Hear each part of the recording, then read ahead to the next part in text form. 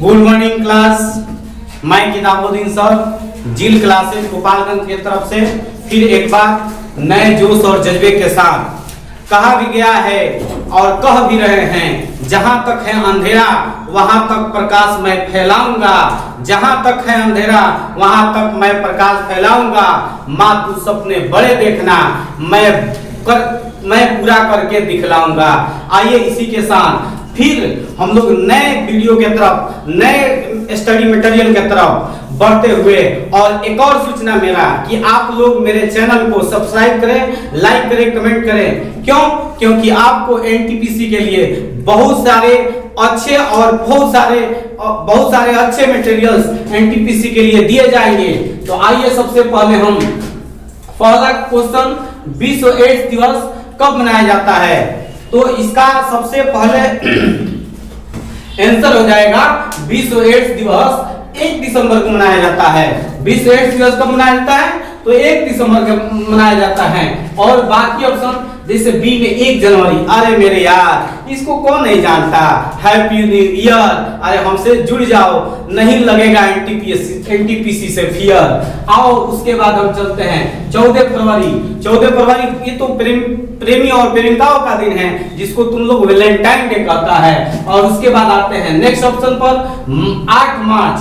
D जो option है 8 मार्च, इस दिन हमारे पूरे विश्व देश में अंतर्राष्ट्रीय महिला दिवस मनाया जाता है। अब आइए दूसरे क्वेश्चन की तरफ बढ़ते हैं कि हिंदी दिवस हर साल कब मनाया जाता है? तो हिंदी दिवस हर साल 14 सितंबर को मनाया जाता है। 14 सितंबर को हिंदी दिवस मनाया जाता है पूरे देश में। और इसको संविधान में 1948 ईस्वी में राष्ट्रभाषा के रूप में मान्यता प्राप्त दिया गया। और यह इसकी व्याख्या, इसका एक्सप्लेनेशन आर्टिकल 343 में मिलता है, जो राष्ट्रभाषा के रूप में स्वीकार किया गया था। आइए उसके बाद हम चलते हैं पहला ऑप्शन 5 सितंबर, अरे उनको कौन नहीं जानता, जो हम उनके याद में शिक्षक दिवस मनाते हैं। यानी 5 सितंबर को शिक्षक दिवस मनाया जाता है, जिनका नाम डॉक्टर राधाकृष्णन था। और वो शिक्षा के क्षेत्र में इतना प्रसिद्धि हासिल किए और इतना ज्ञान फैलाए कि उनके जन्मदिन पर हम लोग शिक्षक दिवस मनाते हैं। इनका जन्म 5 सितंबर 1888 ईस्वी में तमिलनाडु के तिरुतनी में हुआ था। और उसके बाद नेक्स्ट क्वेश्चन पर चलते हैं। नेक्स्ट क्वेश्चन 2 अक्टूबर, अरे हमारे जो बापू जिन्होंने अपने हिंदुस्तान के डूबती हुई कश्ती को बचाया था, इसीलिए तो मैं कहता हूँ वे थे ऐसे एक महान हस्ती जिन्होंने बचाई थी हमारी हिंदुस्तान की कश्ती। तो यानी महात्मा गांधी को याद कीजिए, उनका बर्थडे है। यानी 2 अक्टूबर 1869 ईस्वी गुजरात के पोरबंदर नामक गांव में हमारे महात्मा गांधी का जन्म हुआ था। और एक और बात बता देना चाहता हूँ, इसी दिन हमारे भारत के प्रधानमंत्री, जो बहुत ही अनुभवी और सरल स्वभाव के और कम ही कार्यकाल में बहुत सारे नाम कमाए, जो हमारे देश के लाल बहादुर शास्त्री थे, जिन्होंने नारा दिया था जय जवान जय किसान, उनका भी जन्मदिन 2 अक्टूबर को ही मनाया जाता है। और तीसरा ऑप्शन है सी 5 जून। तो 5 जून को विश्व पर्यावरण दिवस मनाया जाता है, क्योंकि जब हमारे देश में जलवायु परिवर्तन बिगड़ने लगा, यानी जलवायु जो सिस्टम था, क्लाइमेट चेंज होने लगी, तो अंतरराष्ट्रीय स्तर पर 1972 ईस्वी में जलवायु परिवर्तन के लिए एक कार्यक्रम घोषित हुआ, जिसमें यूएन के माध्यम से 1972 में हर साल विश्व स्तर पर पर्यावरण दिवस मनाया जाता है। अब चलते हैं हम नेक्स्ट क्वेश्चन। रेलगाड़ियों के संबंध में संक्षिप्त नाम RLWL का पूरा नाम क्या है? बहुत आसान क्वेश्चन, बहुत ही हल्का। यानी इसका पूरा नाम होता है रिमोट लोकेशन वेटिंग लिस्ट। जो ये क्या करती है, इसका मतलब जो रेलगाड़ी हमारे देश में चलती है उस पे इसका नियंत्रण होता है। यानी हमारे देश में जब सर्वप्रथम रेल चलाया गया था, रेलगाड़ी का आरंभ हुआ था, वह दिन था 16 अप्रैल 1853। 1953 और 16 अप्रैल को ही रेल दिवस मनाया जाता है। यह सर्वप्रथम कहाँ चली थी? यह सर्वप्रथम मुंबई से लेकर थाने तक चलाया गया था, वो भी कितना 34 किलोमीटर रेल चलाया गया था, जो सर्वप्रथम अंग्रेजों के माध्यम से रेल का परिचालन शुरू किया गया था। और उस समय जो अंग्रेज गवर्नर था जिसका नाम था लॉर्ड डलहौजी, उसी के संदर्भ में यानी उसी के पीरियड में रेल, डाक, तार सेवा का काफी विस्तार प्रसार हुआ था। एक बात याद रखिएगा, यानी किस गवर्नर के काल में सबसे ज्यादा रेल, डाक, तार और सेवा की शुरुआत किया गया था, उसका नाम था लॉर्ड डलहौजी। अब चलते हैं कि रेल बोर्ड का स्थापना कब हुआ था? तो रेल बोर्ड का स्थापना 1905 ईस्वी में हुआ था। रेल बोर्ड का स्थापना कब हुआ था? 1905 ईस्वी में हुआ था। एकदम आप लोग बिल्कुल इसको याद रखिएगा। और एक और बता दें रेल से रिलेटेड क्वेश्चन, जो यह भी क्वेश्चन बहुत ही वीवीआई है, यानी रेल बजट से। यानी रेल बजट पहले साधारण बजट से मिला हुआ था, यानी मिक्सअप था। इसको रेल बजट को एक वर्ग समिति के द्वारा उसके सिफारिश पर साधारण बजट से अलग कर दिया गया। जो सन था 1924-25 में इसको साधारण बजट से रेल बजट को अलग कर लिया गया था। अब आते हैं हम नेक्स्ट क्वेश्चन, भगत सिंह और उसके साथियों ने किसका बदला लेने के लिए ब्रिटिश अधिकारी जॉन सॉन्डर्स की हत्या की थी? ये बहुत ही इंपॉर्टेंट क्वेश्चन है, इससे तो अनेक क्वेश्चन बन सकते हैं। अब आइए इस पे हम पहले इस क्वेश्चन का आंसर दे दे। बहुत ही इजी क्वेश्चन है, इसका आंसर होगा सी, लाला लाजपत राय। लाला लाजपत राय की मौत का बदला उन्होंने ब्रिटिश अधिकारी जॉन सॉन्डर्स की हत्या करके लिया था। और लाला लाजपत राय को कौन नहीं जानता है? लाला लाजपत राय वही जिसे शेरे पंजाब के नाम से जाना जाता है। और इनकी हत्या कैसी हुई? तो आइए इसको हम थोड़ा सा इस पे एक्सप्लेनेशन अपना कर दें। यह बात है उस सन का जब साइमन कमीशन का लंदन में 1927 ईस्वी में गठन हो रहा था, उस समय की बात है। यानी 1927 ईस्वी में जब साइमन कमीशन का गठन हुआ तो भारत में हमारे देश के नेताओं और लोगों को पता चला कि जो साइमन कमीशन बन रहा है उसमें कोई भी भारतीयों की जगह नहीं है। इसीलिए हमारे देश के महान नेता लाला लाजपत राय ने इसको विरोध करने के लिए खुद को और अपने लोगों को एकत्रित किया। और 1928 ईस्वी में जब साइमन कमीशन मुंबई में आया, मुंबई में नहीं लाहौर में आया था, तो उस समय घोर विरोध किया। और पूरे उसमें भगत सिंह भी जाने वाले थे, लेकिन दोस्तों मेरे बच्चों, वो भगत सिंह जो थे वो एक जज्बाती थे, इनकलाबी थे, इसीलिए भगत सिंह को रोक दिया गया उनके परिवार वालों के द्वारा और लाला लाजपत राय के द्वारा। तब लाला लाजपत राय वहां गए और उसके सामने Simon commission go back, Simon go back, Simon go back, इनकलाब जिंदाबाद का नारा लगाकर उसका घोर विरोध किया। लेकिन अफसोस मेरे साथियों, मेरे बच्चों, क्या हुआ कि जब साइमन आया था तो अचानक आदेश दे देता है कि इन पर लाठियों की बरसात की जाए। तो साइमन के आदेशानुसार उसके पुलिस अधिकारी और जितने भी पुलिस डिपार्टमेंट थे सारे के सारे लोग उस पे बेरहमी के द्वारा लाठियों से पीटा गया।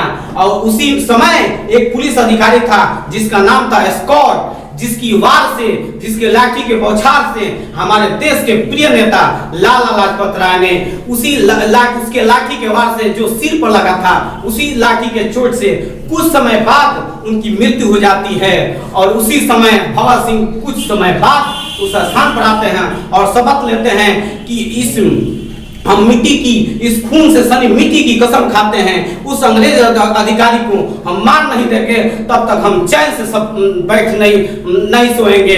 तब हमारे देश के महान क्रांतिकारी नेता भगत सिंह ने अपने ग्रुप को इकट्ठा किया, जिसमें भगत सिंह, राजगुरु, सुखदेव, बटुकेश्वर दत्त ऐसे लोगों को इकट्ठा करके उसने जहां पर मारा गया था तो लाहौर थाना के पास जाकर एक साइकिल से 5 आदमी ने गया और वहां पर पहुंचे लोग उसको मारने के लिए। लेकिन अफसोस ये था कि उस दिन सॉन्डर्स नहीं था, सॉरी, उस दिन स्कॉट नहीं था, उस दिन सैंडर्स था।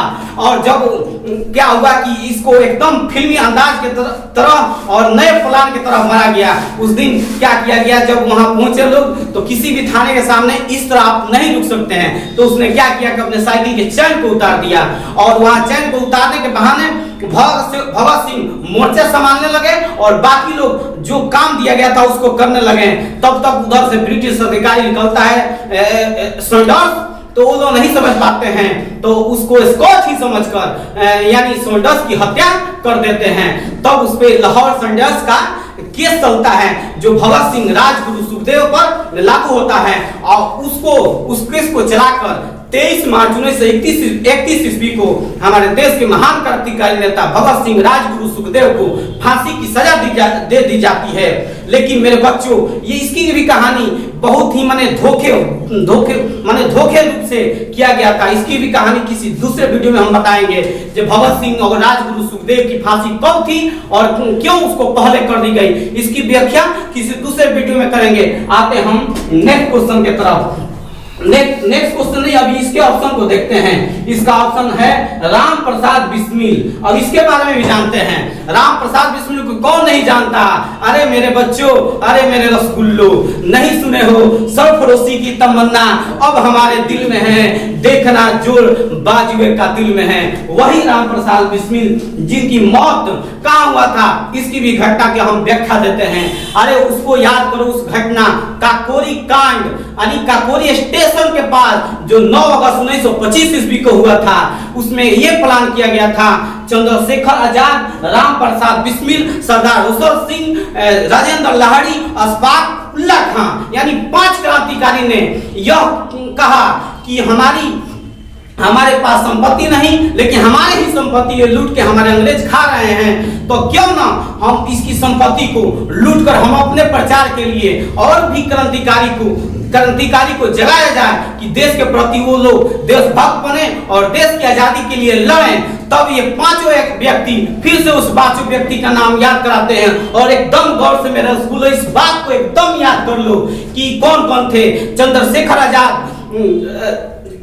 आजाद, राम प्रसाद बिस्मिल, सरदार हुसैन सिंह, राजेंद्र लाहिड़ी और मौलाना अशफाक उल्लाह खां, ये 5 व्यक्ति उसमें शामिल थे। और वही तुम लोग को बता दे काकोरी कहाँ है, तो लखनऊ के ठीक पहले वहाँ स्टेशन है, उसी स्टेशन की बात है। ये 5 व्यक्ति उस ट्रेन पर सरकारी संपत्ति लद के जा रही थी और 5 व्यक्ति उसने वहां पहुंच के उस ट्रेन को लूट लेते हैं। लेकिन मेरे अफसोस, मेरे रसगुल्लो, 4 व्यक्ति उसमें से गिरफ्तार कर लिए जाते हैं और मेरे वो मोछैले चंद्रशेखर आजाद फिर अंग्रेज के चंगुल से भाग जाते हैं और अपने देश के लिए लड़ाई लड़ते हैं। लेकिन आइए फिर हम 4 व्यक्ति के बारे में थोड़ा सा कहते हैं। गिरफ्तार जब अंग्रेज ने कर लिया, 4 आदमी को जेल में ले जाकर बंद कर दिया और जेल में ले जाकर उसको जातिगत प्रताड़ित करने लगा और जाके कहता है किससे? राम प्रसाद बिस्मिल से, है बिस्मिल तुम तो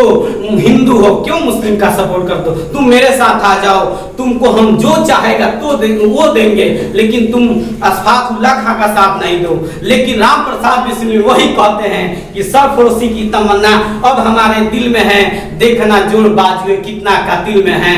यही बात करके उस अंग्रेज को दुरकार देते हैं। फिर वो अशफाक उल्लाह खां के साथ पास जाता है, यही बात दोहराता है। लेकिन अशफाक उल्लाह खां भी यही बात कहते हैं कि सरफरोशी की तमन्ना अब हमारे दिल में है, देखना बाजुए कितना कातिल में है। यही बात कह के अंग्रेज को दुरकार देते हैं। भले मर जाएंगे, मिट जाएंगे हिंदुस्तान के लिए, लेकिन हम लोग बदलेंगे नहीं, तुम लोग से आजादी लेकर रहेंगे। और 4 व्यक्तियों को यानी 4 आदमियों को कौन कौन? तो सरदार हुसैन सिंह, राजेंद्र लाहिड़ी, राम प्रसाद बिस्मिल और अशफाक उल्लाह खां को फांसी की सजा दी जाती है और चंद्रशेखर आजाद फिर अगले काम में अपने लग जाते हैं। अब आइए फिर दूसरे ऑप्शन पर, यानी चौरी चौरा की घटना में ग्रामीणों की मौत। ये ऑप्शन को तुम लोग क्यों नहीं जानते, याद करते हो? ये भी तो बहुत इंपॉर्टेंट है।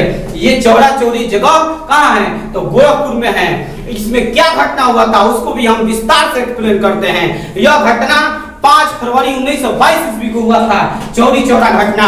ये क्यों हुआ था हम बताते हैं इसको विस्तार से। उस समय हमारे देश में महात्मा गांधी के नेतृत्व में असहयोग आंदोलन चल रहा था पूरे जोर शोर तरीके से, यानी इतना जोर शोर तरीके से मेरे बच्चों, इसको हम कहना चाहेंगे स्पष्ट रूप से कि उस समय लग रहा था कि हमारा देश आजाद हो जाएगा और अंग्रेज को एकदम मने कुत्ते की तरह भगा दिया जाएगा। लेकिन देखो अफसोस होता है क्या कि गांधी जी को अहिंसा पसंद नहीं था, वो अहिंसा चाहते थे। वही चौरा चौरी घटना क्या होता है कि थाने, जो चौरा चौरी के पास थाना है, उसमें पुलिस अधिकारी सब सो रहे हैं, पुलिस के लोग रह रहे हैं, तब तक वहां के लोग चारों तरफ थाने के मिट्टी तेल छिड़क कर उसमें आग लगा देते हैं, जिसमें 22 पुलिसकर्मी की मौत हो जाती है। जिस कारण से, जिस घटना से हमारे महात्मा गांधी देश के बापू इस घटना से व्यथित हो जाते हैं, दुखित हो जाते हैं, जिस कारण से असहयोग आंदोलन को क्या ले लेते हैं, वापस ले लेते हैं, क्योंकि उनको हिंसा पसंद नहीं था। इसीलिए तो कहा गया कि वो ऐसे थे महात्मा जिन्होंने अहिंसा से हिंसा को किया खात्मा। समझे मेरे रसगुल्लू? इसीलिए तो कहते हैं मेरा वीडियो पूरा देखो, शेयर करो, सब्सक्राइब करो, लाइक करो और मेरे चैनल को इतना बढ़ाओ कि तुम लोग को इससे भी बहुत बहुत अच्छे मटेरियल एनटीपीसी क्या हर एग्जाम के लिए दिए जाएं। इसीलिए मेरा वीडियो पूरा देखना, अभी बहुत बाकी है। अब आओ हम चलते हैं जालियांवाला बाग में नरसंहार। जालियांवाला बाग में नरसंहार को कौन नहीं जानता होगा? अरे ये घटना, इस घटना को पहले बता दूं, 13 अप्रैल 1919 का दिन है। ये क्या हुआ, ये क्या हुआ, इस सब बात को अभी फिर बताने जा रहा हूं। इस नरसंहार में होता क्या है, इसके पहले हम डायग्राम इसको माने व्याख्या करते हैं। इसमें क्या होता है कि इसके पहले रोलेट एक्ट एक कानून आता है, वो भी मार्च 1919 में, यही घटना अप्रैल की है। उसमें क्या होता है कि वो एक ऐसा कानून बनाता है, यानी ऐसा एक काला कानून होता है जिसके तहत अंग्रेज क्या करते थे, भारत के लोगों को बिना वकील, बिना दलील, बिना अपील के कहीं भी गिरफ्तार करते थे। इस कानून के विरोध, इस काले कानून के विरोध हमारे देश के नेताओं ने क्या किया, विरोध किया। उसी एवज में दो नेता जो स्पेशल थे, माने प्रमुख थे, उनका नाम था डॉक्टर सत्यपाल, एक थे सैफुद्दीन किचलू। इन दोनों आदमी को गिरफ्तार कर लेता है अंग्रेज सब। समझे मेरे बच्चों? अब देखो घटना क्या होता है। तो 13 अप्रैल 1919 का दिन आता है और पंजाब शहर अमृतसर में जहां स्वर्ण मंदिर स्थित है, उस वहां की घटना है अमृतसर की, जहां एक जालियांवाला बाग है। उस बाग ऐसा है कि चारों तरफ ऊंची ऊंची चार दीवारी से उसको घेरा गया है और आने जाने के लिए एक बहुत सी पतली सकरी यानी नैरो सड़क यानी रोड है, लेकिन उसमें से आदमी अगर कुछ हो जाए तो भाग नहीं सकता और उस रास्ता से सब लोग प्रवेश कर गए हैं। और उसमें जनसभा सत्यपाल और सैफुद्दीन को बचाने के लिए, छुड़ाने के लिए क्या हो रहा था, जनसभाएं हो रही थी। उसमें भगत सिंह के चाचा अजीत सिंह भी थे और जनसभा एकदम पूरे जोर तरीके से हो रहा होता है। तब तब क्या होता है मेरे बच्चों, जानते हो, एक अंग्रेज अधिकारी जो बहुत धोखेबाज है, यानी उसका नाम था जनरल डायर, उसने अचानक से अपने कुछ पुलिस के द्वारा वहां पहुंचता है और पहुंच के क्या करता है, बिना कहे बिना सुने और वहां अनाधून यानी कहने और सुनने में आता है कि 5-6 मिनट में 1650 राउंड गोली चलाया था वहां। आप समझ सकते हो मेरे बच्चों, कितने लोग मारे गए थे, कितने लोग घायल हुए थे, कितने लोग, मतलब इतने लोग माने बेचैन हो गए थे उस घटना से, उस हिंसा से कि माने गोली से तो छोड़ो, ऐसे हदास में मर गए थे। और एक और बात बता दें, उसी जालियांवाला बाग में एक कुआं है मेरे बच्चों, कुआं पे कूद पड़े मेरे देश के नेता, लेकिन अंग्रेज वो जनरल डायर वो कुत्ता हरामी छोड़ा नहीं और अनाधून गोली चलाते रहा, अनाधून गोली चलाते रहा। यानी वह घटना एक ऐसा घटना बन गया कि पूरे विश्व में उस घटना को निंदा किया गया। फिर भी ये बेशरम बेभरम अंग्रेज माने अपने आप को क्या समझते, हमको समझ में नहीं आता कि इतना घटना माने नरसंहार किया कि जिसका घटना पूरे विश्व स्तर पर निंदा किया गया और उसमें बहुत सारे लोग मारे गए, जिस दौरान, एक और बात बता दे, इस बात को भी नोट करो मेरे बच्चों, मेरे रसगुल्ले, इस बात को एकदम नोट करना, क्यों, बहुत इंपॉर्टेंट है, ये भी परीक्षा में पूछा है। क्या बात है, यानी रविंद्रनाथ टैगोर को कौन नहीं जानता, जिसको गुरु नाम से जाना जाता है, गुरुदेव के नाम से जाना जाता है। उसने उसी समय अपने अंग्रेज के द्वारा दी गई उपाधि यानी नाइटहुड की उपाधि त्याग दिया, और उसी समय हमारे महात्मा गांधी भी कैसरे हिंद की उपाधि भी त्याग दिया। ठीक है, इस घटना से इतने दुखी हुए। और बात एक और बताते हैं, घटना जब समाप्त हो जाता है, उस घटना को सुनाया जाएगा पूरा विस्तार से ना, तो तुम्हारे शरीर के रोम रोम कांप उठेगा और तुम्हारे पैर के नीचे से जमीन खिसक जाएगी। बाद में कोई दूसरे वीडियो में सुनाएंगे। लेकिन एक और बात बताते हैं, जब वो घटना समाप्त हो जाती है तो जलियांवाला बाग में एक सरदार आता है जिसका नाम सरदार उधम सिंह है। उधम सिंह को याद करो और उस खून से लथपथ मिट्टी को अपने माथे लगाता है और इस भारत भूमि को प्रणाम करके और शपथ लेता है, जनरल डायर तुमको हम मारूंगा, जब तक मारूंगा नहीं चैन की नींद नहीं सोऊंगा। और हमारे सरदार उधम सिंह ने लंदन में जाकर उस जनरल डायर को मार गिराया। मेरे बच्चों समझे, इस बात को भी पॉइंट में नोट करो, सरदार उधम सिंह जनरल डायर को लंदन में जाकर मार गिराया था। समझे मेरे रसगुल्लो। आओ नेक्स्ट क्वेश्चन की तरफ। यही नेक्स्ट क्वेश्चन है जिसमें हम थर्ड सेकंड वीडियो में गड़बड़ किए थे, इसको फिर से लाया है इसीलिए कि इसको पूरे एकदम बढ़िया तरीके से फ्रेश अंदाज में सही सटीक स्पष्ट क्लियर कर दे कि तुमको डिस्टर्ब नहीं होगा और इसमें डाउट जो ऑप्शन है उसमें डाउट भी नहीं होगा। आओ क्लियर करते हैं। इसका पहले क्वेश्चन समझो, भारत का राष्ट्रीय आदर्श वाक्य क्या है? तो भारत का राष्ट्रीय आदर्श वाक्य कौन नहीं जानता? सत्यमेव जयते, सत्यमेव जयते।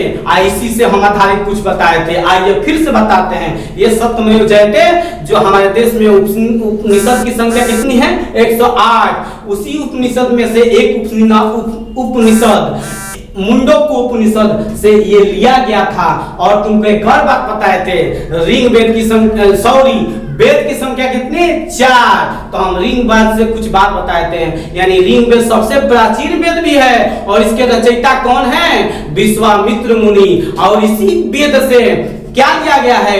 गायत्री मंत्र। जिसको नहीं पढ़े हो, ओम भूर्भुवस्सुः वितुर्वरेण्यं धीमहि यो न प्रचोदयात् तन्नो। कुछ गड़बड़ हुआ तो माफ करना मेरे बच्चों, क्योंकि मैं इसी तरह पढ़ दिया।